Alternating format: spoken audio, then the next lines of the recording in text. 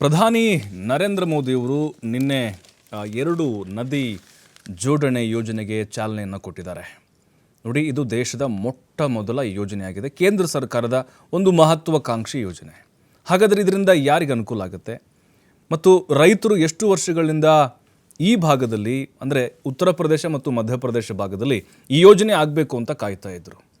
ಆ ಭಾಗದಲ್ಲಿ ನೋಡಿ, ಎಲ್ಲರೂ ಬಹುತೇಕವಾಗಿ ಕೃಷಿಯನ್ನೇ ನೆಚ್ಚಿಕೊಂಡಿದ್ದಾರೆ.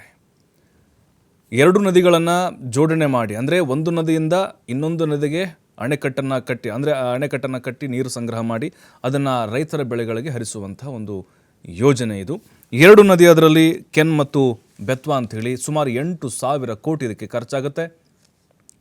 ಇದು 70ರಿಂದ 80 ಲಕ್ಷ ರೈತರಿಗೆ ಅನುಕೂಲ ಆಗಲಿದೆ ಅಂಥೇಳಿ ಪ್ರಧಾನಿ ನರೇಂದ್ರ ಮೋದಿಯವರು ನಿನ್ನೆ ಅದಕ್ಕೆ ಶಂಕುಸ್ಥಾಪನೆಯನ್ನು ಮಾಡಿ ಕೆಲವೊಂದಿಷ್ಟು ಮಾಹಿತಿಗಳನ್ನು ಕೊಟ್ಟಿದ್ದಾರೆ. ಅಂದರೆ ಈ ನೀರಾವರಿಗೆ ಸಂಬಂಧಪಟ್ಟಂತೆ ಜಲಸಂಪನ್ಮೂಲ ಏನಿದೆ ಅದಕ್ಕೆ ಸವಾಲುಗಳು ಸಾಕಷ್ಟಿದ್ದಾವೆ. ನಿನ್ನೆ ಶಂಕುಸ್ಥಾಪನೆಯನ್ನು ಮಾಡಿ ನರೇಂದ್ರ ಮೋದಿಯವರು ಕೂಡ ಹೇಳಿಕೆಗಳನ್ನು ಕೊಟ್ಟರು. ಯಾವ ದೇಶ ಜಲಸಂಪನ್ಮೂಲವಾಗಿ ಸಮೃದ್ಧಿಯಾಗುತ್ತೋ ಆ ದೇಶ ಏನಿದೆ ಅಭಿವೃದ್ಧಿ ಹೊಂದಲಿಕ್ಕೆ ಸಾಧ್ಯ ಅಂತೇಳಿ. ಬಟ್ ಇಲ್ಲಿ ಬಹಳ ವಿಶೇಷತೆಗಳನ್ನು ಈಗ ಈ ಒಂದು ಯೋಜನೆ ಹೊಂದಿದೆ. ನೋಡಿ, ಉತ್ತರ ಪ್ರದೇಶದಲ್ಲಿ ಯಮುನಾ ಆಗಿರ್ಬೋದು, ಸಾಕಷ್ಟು ರೀತಿಯಾದಂತಹ ನದಿಗಳು ಹರಿತಾ ಇದ್ದರೂ ಕೂಡ ಯೋಜನೆಯನ್ನು ಜಾರಿಗೆ ತರೋಕೆ ಆಗಿರಲಿಲ್ಲ. 2014ರಿಂದಲೂ ಕೂಡ ಸಾಕಷ್ಟು ರೀತಿ ಪ್ರಯತ್ನಗಳು ನಡೆದಿತ್ತು, ಆದರೆ ಅದು ಕಾರ್ಯರೂಪಕ್ಕೆ ಬಂದಿರಲಿಲ್ಲ.